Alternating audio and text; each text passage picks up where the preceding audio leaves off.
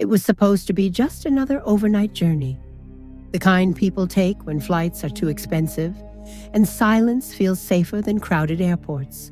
A quiet ride, a long stretch of darkness, time to think, maybe sleep, maybe forget. But that night, the train didn't just travel across tracks, it crossed something else, something no one ever talks about. The story begins in New York City, at Penn Station, where the underground hum of life never really stops. Even at midnight, the place was alive, footsteps echoing, announcements blaring, strangers brushing past each other without a second glance. I remember checking my ticket again, train 66, departure 12:40 a.m. Destination, Chicago, a straight overnight route. Nothing unusual. But one thing did catch my attention. Platform number wasn't listed. Instead, it just said, assigned at departure. That was odd, but not enough to raise alarms. Not yet. Around 12:25 a.m., an announcement finally came. Passengers for train 66 to Chicago, please proceed to platform 13. Platform 13. I frowned. I had traveled plenty of times before, and Penn Station didn't even have a platform 13, at least, not that I knew of. Still, a small crowd began moving, and like everyone else, I followed. The path to platform 13 wasn't like the others. It wasn't crowded. It wasn't lit properly. The further we walked, the quieter everything became. No vendors, no noise, just footsteps, echoing louder than they should. Then I saw it. An old, dimly lit platform. A train already waiting. But something felt wrong. The train looked older than anything I had ever seen running in modern America. Its metal body was scratched, faded. The windows were dark, not reflective, just dark. As if nothing existed inside. No bright interiors, no visible passengers, just silence. A conductor stood near the entrance, tall, unnaturally still. He didn't greet anyone, didn't check tickets. He just watched. One by one, people boarded. No questions, no hesitation. And somehow, neither did I. The moment I stepped inside, the air changed. It felt colder, heavier, like stepping into a place where time had stopped. The interior lights flickered faintly. Rows of seats stretched endlessly. But there were barely any passengers, maybe 6, 7 at most. All sitting alone. All completely silent. I took a seat near the window. The glass was cold. Too cold.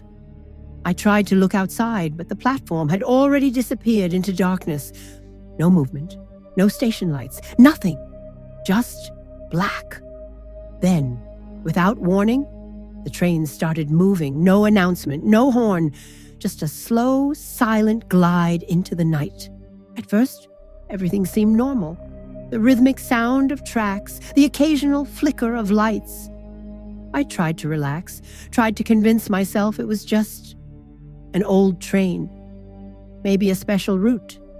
Maybe I was overthinking. Then I noticed the man sitting across the aisle. He hadn't moved since I boarded. Not once. His eyes were fixed straight ahead, unblinking. I cleared my throat. Excuse me, is this train always this quiet? No response. I leaned slightly closer. Hey, do you know? His head snapped toward me. Too fast, far too fast. His eyes, they weren't normal. They looked hollow, like something behind them was missing, or worse, like something else was looking through them. I froze. He stared at me for a few seconds, then slowly turned his head back and didn't move again. My heart started racing. Something wasn't right. I could feel it now. This wasn't just a strange train. This was something else. I stood up, walked toward the next compartment. Maybe I needed to find a conductor, ask what was going on, get some answers. But as I moved between cars, I realized something terrifying. Each compartment looked identical. Same seats, same dim lights, same silence, and the same people sitting in the exact same positions. I walked faster, car after car, but nothing changed. It was like the train had no end. Or worse, like I was walking in circles. Then I heard it, a whisper, right behind me. "You shouldn't be here." I turned around. No one, just empty seats. My breathing grew heavier. I rushed forward, trying to find any sign of normality, any exit, any proof that this wasn't real. Then I found a door at the end of one compartment. Different from the others, it had a small glass window, and behind it, I saw movement. I hesitated, then slowly opened it. Inside was a control room, old, dusty, filled with outdated equipment, and in the center, the conductor. He stood with his back to me, completely still, just like before. "Excuse me," I said, my voice shaking. "I think something's wrong with this train." No response. I took a step closer. "Sir?" Then he spoke, without turning. "You weren't supposed to board." A chill ran down my spine. "What do you mean?" Slowly, very slowly, he turned around. His face, it wasn't human. It looked stretched, distorted, like something trying to imitate a person, but failing.